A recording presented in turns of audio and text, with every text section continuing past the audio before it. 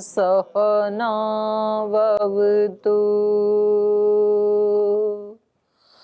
सहनौ भुनक्तु सह वीर्यं करवावहै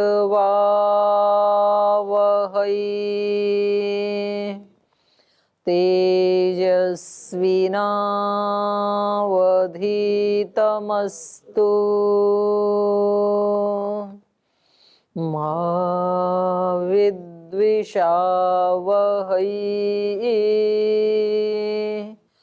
ॐ शान्ति शान्ति शान्तिः।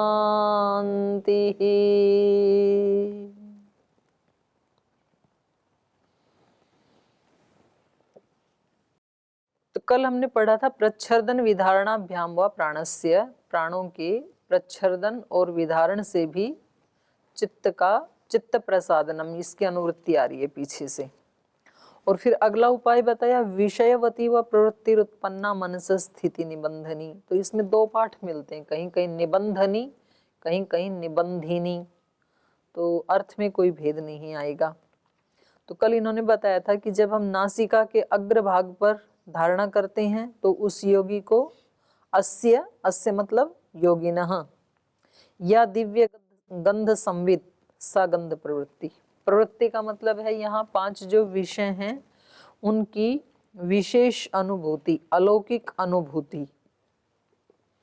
और जब अलौकिक अनुभूति होगी अलग अलग विषयों की तो वो चित्त को बांध देने वाली होती, क्योंकि हमारा चित्त कुछ नया कुछ मिलता है कहीं भी इसको तो उधर आकर्षित होता है। जो हमने रोज जो देखते हैं, रोज सुनते हैं, रोज सूंघते हैं, उसकी तरफ ये आकर्षित नहीं होता है। तो फिर ये कहीं और, चित्त का ऐसा स्वभाव है कि इसको ना कुछ नया चाहिए, नया ढूंढना चाहता है चित्त। एक स्थान पर रहते रहते इसलिए चित्त बोर हो जाता है, तो फिर सोचता है कि अब कहाँ घूमने जाऊं। घर में भी जैसे कोई महिलाएं रहती हैं तो उनको लगता है कि अब मैं पीहर जाऊं कि ससुराल जाऊं कि कहीं घूमने जाऊं। एक जगह रहता है तो व्यक्ति उसका हैबिचुअल हो जाता है, उसको कुछ नया चाहिए। एक ही तरह के शब्द सुनते सुनते फिर उसको दूसरी प्रकार के शब्द चाहिए। एक ही तरह की गंध उसको नहीं सुहाती है, फिर दूसरी चाहिए। तो एक जैसे से बोर होता है ये मन, इसको रोजाना इसका ऐसा स्वभाव है कुछ नया चाहिए। और वो नया इसको बाहर तो मिलता नहीं है, क्योंकि बाहर जो भी नया है वो थोड़े दिन में वो फिर पुराना हो जाता है। तो वास्तव में नया इसको मिल सकता है अंदर से, क्योंकि वो बिल्कुल अनटच है, उसको अभी छुआ भी नहीं है अंदर वाले को। तो अंदर की तरफ जब ये मुड़ता है, धारणा लगाता है, तो इसको एक अलौकिक कहीं गंध की अनुभूति होती है, या अग्रभाग, जिह्वा के अग्रभाग में करें तो दिव्य रस की, तालु में यदि धारणा करें तो रूप की अनुभूति होती है, जिह्वा के मध्य भाग में दिव्य स्पर्श की अनुभूति होती है, जिह्वा के मूल में दिव्य शब्दों की। तो ये जो वृत्तियां उत्पन्न होती हैं ये चित्तम स्थितौ निबध्नन्ति, ये चित्त को स्थिरता के साथ बांध लेती हैं, स्थिति के साथ बांध देती हैं। संशयम विधमन्ति, और संशयों को नष्ट कर देती हैं ये वृत्तियां। समाधि प्रज्ञायाम च द्वारी भवन्ति, और समाधि प्रज्ञा का अर्थात विवेक ख्याति का ये साधन बन जाती हैं। एतेन चंद्र आदित्य ग्रह मणि प्रदीप रत्नादिषु प्रवृत्तिरुत्पन्ना विषयवती एव वेदितव्या। तो जैसे ये 5 विषयों की 5 अनुभूतियां चित्त को एकाग्र करने वाली, चित्त को प्रसन्न करने वाली, स्थिर करने वाली बनती हैं, उसी प्रकार से 5 विषयों से अतिरिक्त चंद्र, आदित्य, कोई ग्रह, मणि और प्रदीप, त्राटक करते हैं ना, रत्नादिशु, या हैं जी रश्मि, हाँ तो रश्मि भी हो सकता है। मेरी वाली पाठ में है रत्न आदिशु या नवरत्न आदि, किसी भी बाह्य विषय में भी जब हम धारणा करते हैं तो वहां भी चित्त एकाग्र होकर के चित्त की स्थिरता निष्पन्न हो जाती है। प्रवृत्तिरुत्पन्ना विषयवती एव वेदितव्या, तो इनको भी विषयवती प्रवृत्ति ही कहेंगे। यद्यपि ही तत्तच्छास्त्र अनुमान आचार्योपदेशै अवगतम अर्थतत्वं सद्भूतम एव भवति एतेषां यथाभूतार्थ प्रतिपादन सामर्थ्यात्। कह रहे हैं यद्यपि तत्त शास्त्र अनुमान आचार्योपदेशै है जी, हाँ ठीक है। रत्न नहीं, रश्मि फिर चंद्र की रश्मि ले सकते हैं, दीपक की रश्मि ले सकते हैं, लेकिन यहाँ मेरी वाली पुस्तक में तो रत्न शब्द है। तो ये कह रहे हैं यद्यपि तत्त शास्त्र में और अनुमान प्रमाण से और आचार्योपदेश, आचार्यों के उपदेश से, अवगतम अर्थ तत्वम सद्भूतम एव भवति, जो जो उस शास्त्र में लिखा है या जो जो अनुमान प्रमाण से हम जानते हैं या जो जो आचार्य लोग हमें उपदेश देते हैं, उनके दिए हुए उपदेश आदि से अवगतम अर्थम, जो हम जानते हैं, जो हमें ज्ञान होता है, वो अर्थ तत्वम सद्भूतम एव भवति, यद्यपि वो यथार्थ ही होता है, उस शास्त्र में यथार्थ ही लिखा है, आचार्यों का उपदेश भी यथार्थ ही है, अनुमान शास्त्र का अनुमान भी यथार्थ ही है, तो भी एतेषाम यथा भूतार्थ प्रतिपादन सामर्थ्यात्, क्योंकि इन सब में यथार्थ तत्व को प्रतिपादन करने की सामर्थ्य है। शास्त्र यथार्थ अर्थ को ही प्रतिपादित करता है, गुरु आचार्य यथार्थ अर्थ को ही हमें बताते हैं, उनमें वो सामर्थ्य है। तो भी तथापि यावद एक देशोपि कश्चित न स्वकरण संवेद्यो भवति तावत् सर्वं परोक्षमेव अपवर्गादिषु सूक्ष्मेषु अर्थेषु न दृढ़ाम बुद्धिम उत्पादयति। लेकिन कह रहे हैं तो भी यद्यपि वहाँ सब कुछ यथार्थ ही है, जो शास्त्रों में लिखा है, जो गुरुजन बोल रहे हैं वो भी यथार्थ ही है, जो कहीं हमने किसी आचार्य आदि से उपदेश सुना वो सब यथार्थ है, लेकिन जब तक एतेषाम यथा भूतार्थ प्रतिपादन सामर्थ्यात्, तथापि यावद एक देशोपि, हम छोटे से अंश में भी, एक देशोपि कश्चित न स्वकरण संवेद्यो भवति, अपनी इंद्रियों से माने अपनी अनुभूति में जब तक वो उसका प्रत्यक्ष नहीं हो जाता है, उसका संवेदन जब तक नहीं हो जाए, तब तक तावत सर्वम परोक्षम एव, तब तक हमारे लिए तो सब कुछ परोक्ष ही है, हमारे लिए तो प्रत्यक्ष नहीं है। वो दूसरे के लिए, ऋषियों को तो प्रत्यक्ष हुआ, इसलिए वो जो बोल रहे हैं वो बिल्कुल यथावत ही है, पर वो हमारे लिए यथावत नहीं हो सकता है, यथार्थ नहीं हो सकता है। हमारे लिए तो वो अनुमान ही है, अनुमान भी नहीं, मतलब जिसको लोक में अनुमान कहते हैं ना, शब्द प्रमाण है हमारे लिए तो तब तक वो। तथापि यावद एक देशोपि कश्चित न स्वकर्ण संवेद्यो भवति, अपने कर्ण से, अपने साधन से, अपने समाधि प्रज्ञा से, अपने विवेक से जब तक वो अनुभूत न हो जाए, तावत सर्वम परोक्षम एव, तब तक सब कुछ परोक्ष ही है। अपवर्ग आदिषु सूक्ष्मेषु अर्थेषु न दृढ़ाम बुद्धिम उत्पादयति, और तब तक वो ज्ञान, वो उपदेश, वो शब्द प्रमाण जो अपवर्ग आदि सूक्ष्म विषय हैं, उन विषयों में हमारे दृढ़ बुद्धि को उत्पन्न नहीं करते, माने श्रद्धा हमारी उतनी दृढ़ नहीं होती जब तक अपनी अनुभूति में ना आ जाए। तो कम से कम हम ये जो विषयवती प्रवृत्ति उत्पन्न होती है, इतना भी यदि हमें हो जाए, मानो हमें धारणा करने से किसी दिव्य गंध की, दिव्य रूप की, दिव्य शब्द की यदि अनुभूति हो जाए, तो फिर हमारी श्रद्धा बढ़ जाती है उस विषय में, उधर और हम गहरा उतरना चाहते हैं। पर यदि कोई भी अनुभूति नहीं है, छोटी सी भी अनुभूति नहीं हुई यदि किसी को आज तक, तो फिर कहते हैं कि इस आध्यात्म पथ में या अपवर्ग आदि जो सूक्ष्म विषय हैं, उसमें हमारी बुद्धि तब तक दृढ़ नहीं होती है, तब तक वो शब्द प्रमाण है, जब तक सुनाते रहें तब तक अच्छा लगेगा, और जब 2, 4, 10 दिन वो पाठ बंद हो जाए, स्वाध्याय बंद हो जाए, तो वहीं के वहीं फिर ऐसी स्थिति हो जाएगी। तस्मात् शास्त्र अनुमान आचार्योपदेश उपोद्वलनार्थम अवश्यमेव कश्चित अर्थ विशेष प्रत्यक्षी कर्तव्य। इसलिए कह रहे हैं शास्त्र अनुमान और आचार्यों के उपदेश के उपोद्वलनार्थम, उपोद्वलनार्थम माने पुष्ट्यर्थम, उसकी पुष्टि के लिए, शास्त्रों के वचनों को अनुमान प्रमाण से जो जाना है या आचार्यों के उपदेश से जो जाना है, उनके उपदेश की पुष्टि के लिए, पुष्ट्यर्थम अवश्यम कश्चित अर्थ विशेष प्रत्यक्षी कर्तव्य। कोई एक अर्थ विशेष, कोई छोटा सा अनुभव तो प्रत्यक्ष करना ही चाहिए, उनमें से जो आपको सुविधाजनक लगे कि ये तो मैं कर सकता हूँ। किसी को लगे कि भाई सत्य का पालन तो मैं कर सकता हूँ अखंड रूप से, अहिंसा का तो मैं अखंड रूप से पालन कर सकता हूँ, तो फिर सत्य का परिणाम क्या है, अहिंसा का परिणाम क्या है? अहिंसा प्रतिष्ठायाम तत्सन्निधौ वैरत्याग, या सत्य का परिणाम क्या है? और अस्तेय का परिणाम क्या है? सर्वत्मोपस्थानम, ब्रह्मचर्य का। तो इनमें से किसी ना किसी का, जिसमें हमारी रुचि है, उसकी अनुभूति हमें जरूर करनी चाहिए, किसी भी विषय की। कश्चित अर्थ विशेष प्रत्यक्षी कर्तव्य, तो उसको लेकर के आज अंग्रेजी साल का नया साल है, तो नई साल में कोई एक पकड़ के और उसके पीछे लग जाओ, इसका तो दर्शन करना है, इसका प्रत्यक्ष करना ही है, तो फिर हमारी बुद्धि दृढ़ हो जाती है, फिर वहां से कोई हमें हटा नहीं सकता है, ऐसी गति हो जाती है।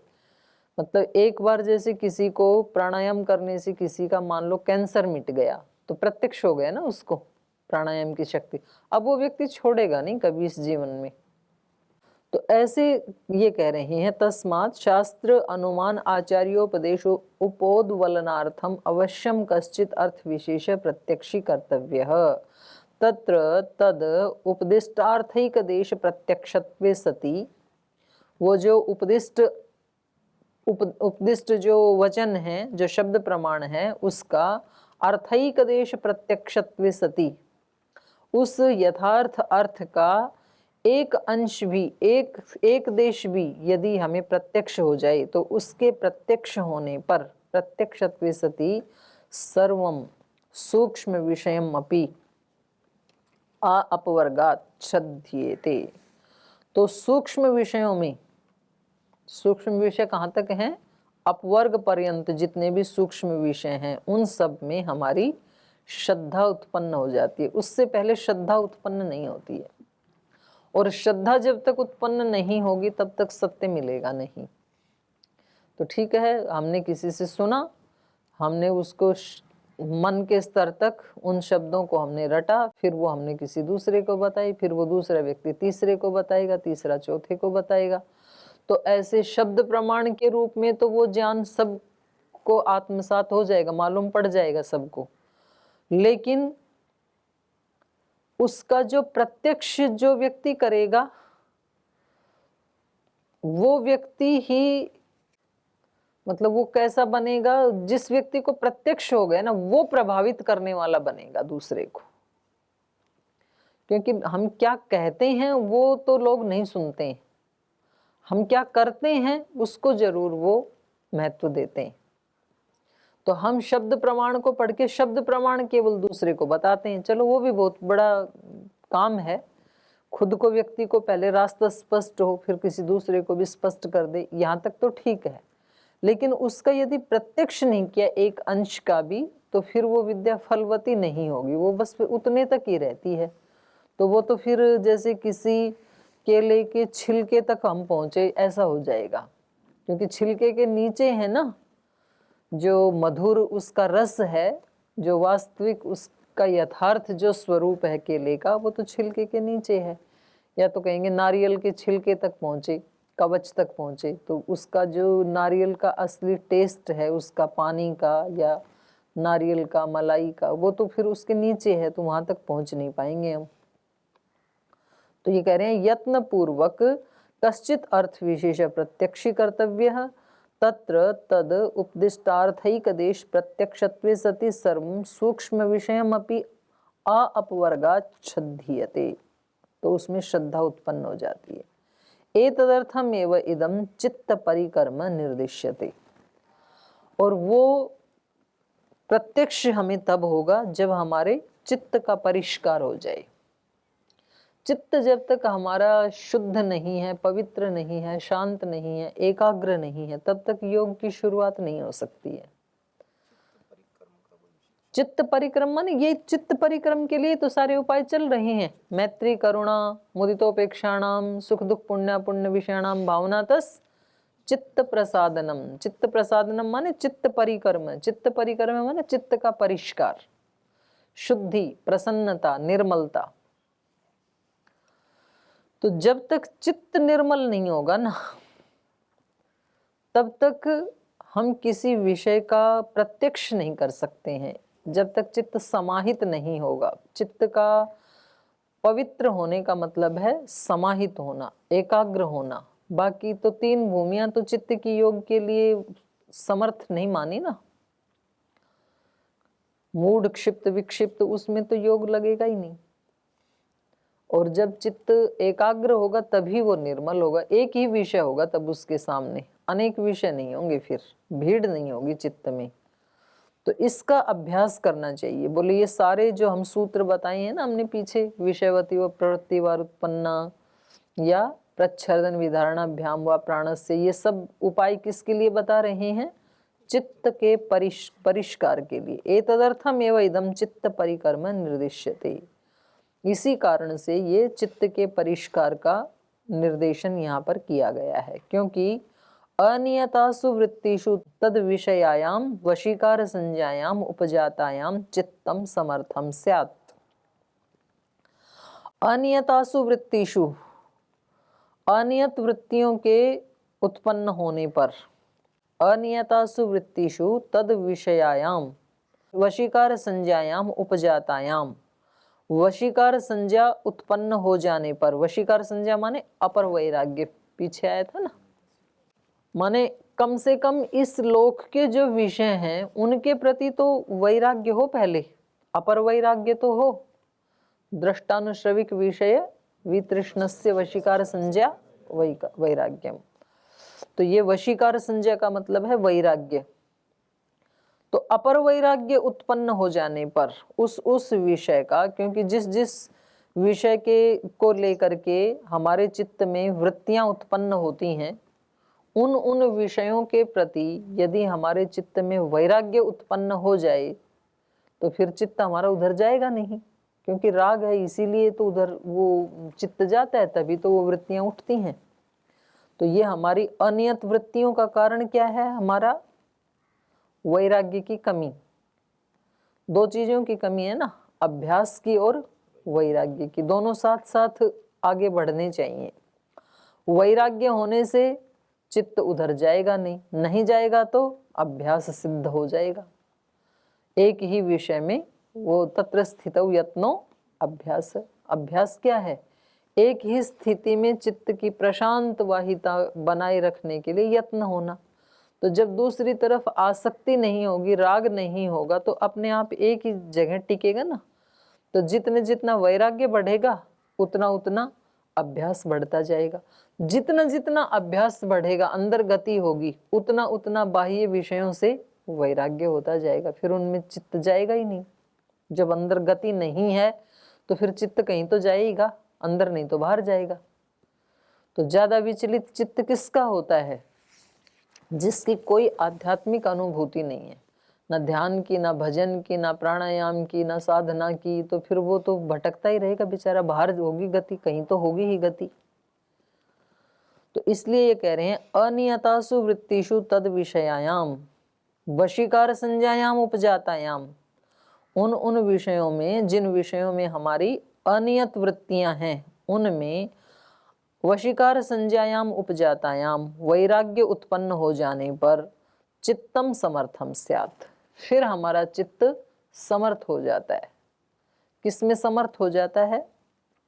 तस्य तस्य अर्थस्य प्रत्यक्षीकरणाय इति। उस अर्थ का प्रत्यक्ष करने में हमारा चित्त समर्थ हो जाता है।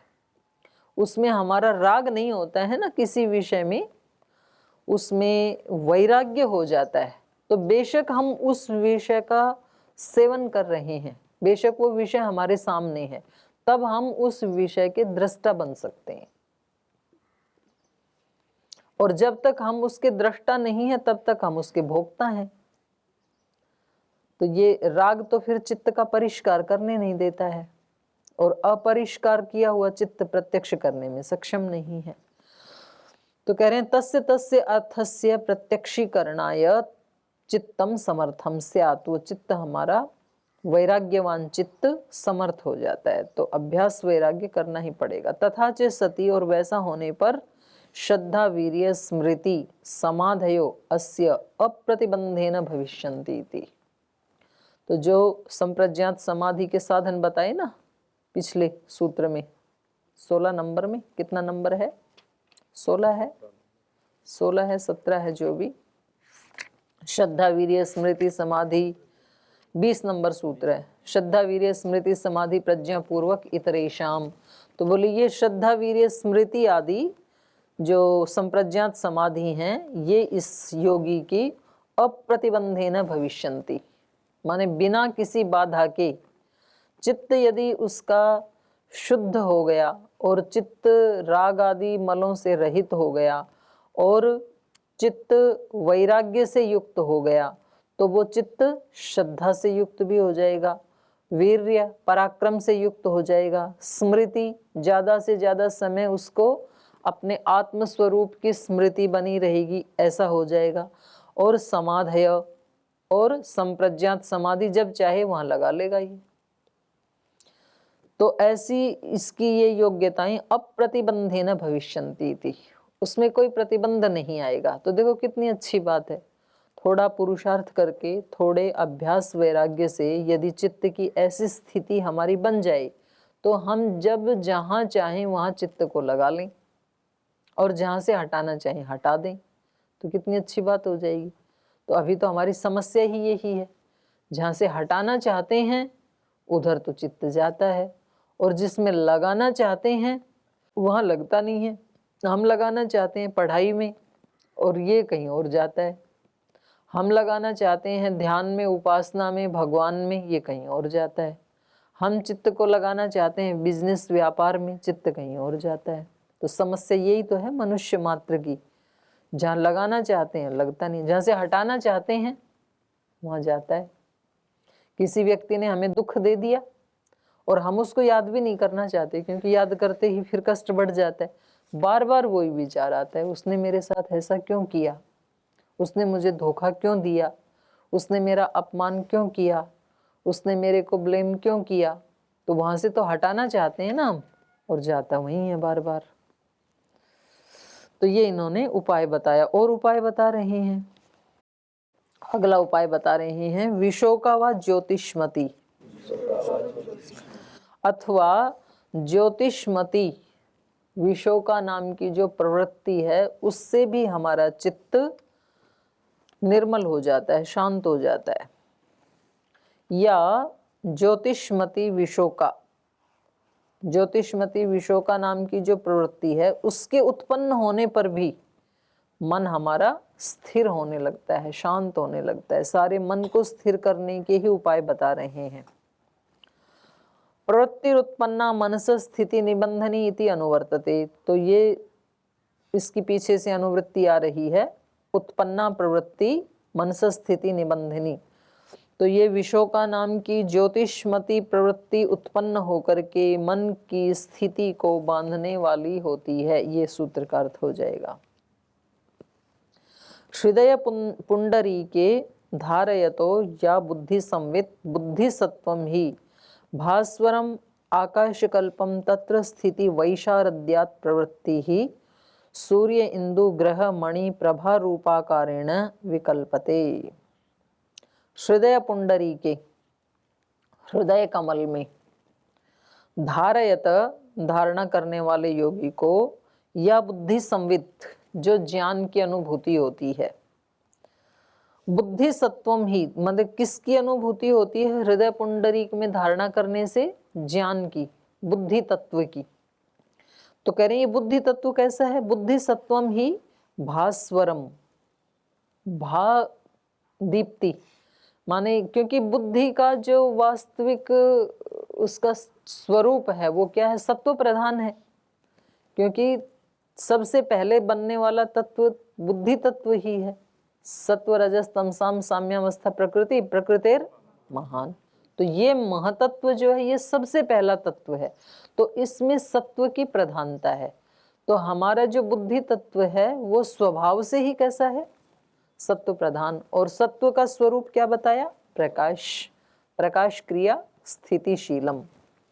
तो ये बुद्धि सत्व की जो अनुभूति होती है हृदय कमल में धारणा लगाने पर, तो वो बुद्धि तत्व कैसा है हमारा, भास्वरम, चमकीला है, वो ज्योति स्वरूप है, प्रकाश स्वरूप है। आकाश कल्पम, और आकाश की तरह व्यापक है वो, उसका आकार जो है वो छोटा नहीं है। अहम ब्रह्मास्मि जो अनुभूति होती है वो किसकी, बुद्धि सत्व की ही अनुभूति है, महतत्व की ही अनुभूति है वो, अहम ब्रह्मास्मि। तो इसका स्वरूप कैसा है, भास्वरम आकाशकल्पम तत्र स्थिति वैशारद्यात्। और इसमें इस स्थिति की विशारदा होने पर, इसका बार बार अभ्यास होने पर, वैशारद्यात् प्रवृत्ति, जो प्रवृत्ति उत्पन्न होती है उस प्रवृत्ति को क्या कहेंगे, ज्योतिष्मति विशोका। और वो कैसी होती है, सूर्य इंदु ग्रह मणि प्रभा रूपाकारेण विकल्पते। तो वो हमारे चित्त में कभी तो सूर्य के रूप में परिणत होती है, बुद्धि तत्व जो है ना, ऐसा प्रकाश होगा कि सूर्य का प्रकाश भी उसके आगे फीका पड़ जाए, ऐसी अनुभूति होगी योगी को बुद्धि तत्व की। या फिर इंदु, शांत प्रकाश होगा पूर्ण चंद्रमा वाला। या तो ग्रह, जो ये ग्रह उपग्रह चमकीले तारे की तरह से ऐसा दिखाई देगा वो। या फिर मणि, स्फटिक मणि आदि और भी जो मणि है तो उसका चमकीला स्वरूप होता है ना, तो ऐसा बुद्धि तत्व क्या हमें साक्षात्कार होगा। प्रभा रूप आकारेण, वो जो भी बुद्धि सत्व का इनमें से कोई भी रूप हमें अनुभूति में आएगा, लेकिन वो प्रभा रूप वाला होगा, चमकीला होगा। प्रभा रूप आकारेण विकल्पते, इनमें से किसी न किसी रूप में वो अनुभूति विकल्पते परिणत होती रहती है। तो ये हृदय पुंडरीक में बुद्धि तत्व धारणा लगाने पर जो बुद्धि तत्व का हमें अनुभूति होती है उसको यहाँ पर विशोका ज्योतिष्मती प्रवृत्ति कहा है। विशोका का अर्थ ही, शाब्दिक अर्थ भी क्या है, शोक को दूर करने वाली। ऐसा प्रकाश जब दिखाई देगा तो मन कैसा हो जाएगा, इसका आनंद से युक्त हो जाएगा, शोक से रहित हो जाएगा। तथा अस्मिता समापन्नम चित्तम निस्तरंग महोदधिकल्पम शांतम अनंतम अस्मिता मात्रम भवति। तो कह रहे हैं इस प्रकार से, तथा अस्मिता समापन्नम चित्तम, अस्मिता मतलब वही महतत्व, बुद्धि तत्व। इस बुद्धि तत्व से समापन्न चित्त, भरा हुआ चित्त कैसा होगा, निष्तरंग महोदधिकल्पम, ऐसा महान समुद्र के समान गहरा और जिसमें कोई तरंग नहीं है, ऐसे समुद्र की आप कल्पना करें कि जो बिल्कुल प्रशांत है, प्रशांत महासागर, उसकी तरह से निष्तरंग महोदधिकल्पम शांतम अनंतम, शांत होगा और उसका कहीं अंत दिखाई नहीं देगा, बहुत विराट है वो, शांतम अनंतम अस्मिता मात्रम, माने बाकी स्वरूप शून्य जैसे हो जाएगा। अस्मिता मात्रम भवति, केवल स्वरूप महतत्व का जो स्वरूप है उसी आकार वाला ही हो जाएगा, केवल इसका सारा अस्तित्व। यत्र इदम उक्तम, तो उसके बारे में यहाँ पर बताया है, तम अणुमात्रम आत्मानम अनुविद्य अस्मि इति एव तावत् संप्रजानीते। अणुमात्र आत्मानम, आत्मा का अपना स्वरूप क्या है, अणुमात्र। तम अणुमात्रम आत्मानम अनुविद्य, अपने आप का आत्म साक्षात, अपने आप को अणुमात्र मान करके अस्मि इत्येव तावत् संप्रजानीते, बस मैं हूँ, इतनी ही अनुभूति होती है। तो जो महतत्व है, जो वैसे भी आत्मा का जो अपना ज्ञान बताया है ना, वो स्वाभाविक ज्ञान इतना ही है आत्मा का, मैं हूं, ये बुद्धि का साक्षात्कार है। तो बाकी की जो पंक्ति बची है, आज समय हो गया, इसको कल पूरा करेंगे। आज यहीं विराम लेते हैं। ओम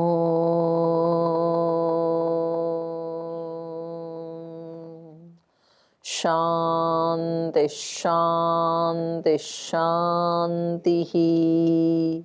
श्री गुरुभ्यो नमः।